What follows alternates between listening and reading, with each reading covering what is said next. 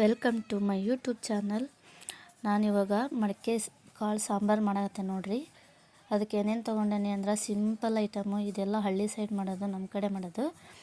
ಒಂದು 4 ಈರುಳ್ಳಿ ತೊಗೊಂಡಿದ್ದೀನಿ ಸಣ್ಣವು, ಮತ್ತು ಸ್ವಲ್ಪ ಕೊಬ್ಬರಿ, ಸ್ವಲ್ಪ ಶುಂಠಿ, ಜೀರಿಗೆ ಹಾಕ್ತಾಯಿದ್ದೀನಿ, ಮತ್ತು ಬೆಳ್ಳುಳ್ಳಿ ಹಾಕ್ಕೊಂತೀನಿ. ಆಮೇಲೆ ಈಗ ಕೊತ್ತಂಬರಿ ಕಾಳು ಸ್ವಲ್ಪ, ಲವಂಗ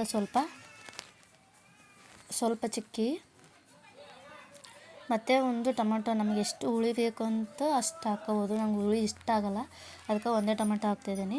ಸ್ವಲ್ಪ ಮಸಾಲ ರುಬ್ಬಿದ ಮೇಲೆ ಟೊಮೆಟೊ ಹಾಕಬೇಕು. ಫಸ್ಟಿಗೆ ಹಾಕಿದರೆ ಅದು ಕೊಬ್ಬರಿ ಎಲ್ಲ ನುಣ್ಣಗಾಗಲ್ಲ, ಅದಕ್ಕೋಸ್ಕರ. ನೋಡಿ, ಈಗ ನಾನು ಮಡಕೆ ಕಾಳು ಕ್ಲೀನಾಗಿ ತೊಳೆದು ಇಟ್ಕೊಂಡಿದ್ದೀನಿ.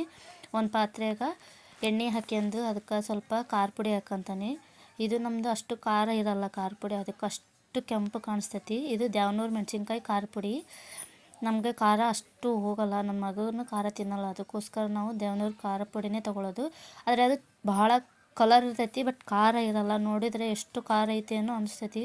ನೋಡಿರಿ ಎಷ್ಟು ಕಲರ್ ಕಾಣಿಸ್ತೈತಿ. ನಾ ಎಣ್ಣೆಗೆ ಡೈರೆಕ್ಟ್ ಖಾರ ಪುಡಿ ಹಾಕಿ ಮಸಾಲನ ಹಾಕಿದ್ದೀನಿ, ಮತ್ತು ಉಪ್ಪು, ಅರಿಶಿನ ಪುಡಿ ಮತ್ತು ಕಾಳೆಲ್ಲ ಹಾಕಿ ನಮಗೆ ಸಾಂಬಾರು ಎಷ್ಟು ಗಟ್ಟಿ ಬೇಕೋ ಅಷ್ಟು ನೀರು ಹಾಕ್ಕೋಬೋದು.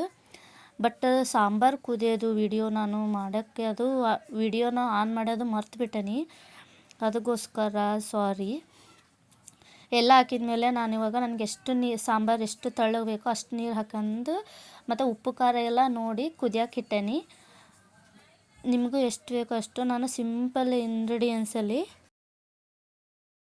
ಇಂಗ್ರೀಡಿಯೆಂಟ್ಸ್ ಕಮ್ಮಿ ಹಾಕಿದ್ದು. ಸಾರು ಮಾತ್ರ ಸಖತ್ ಅಂದರೆ ಸಖತ್ತಾಗಿತ್ತು. ನೀವು ಒಂದು ಸಲ ಟ್ರೈ ಮಾಡಿ. ಓಕೆ.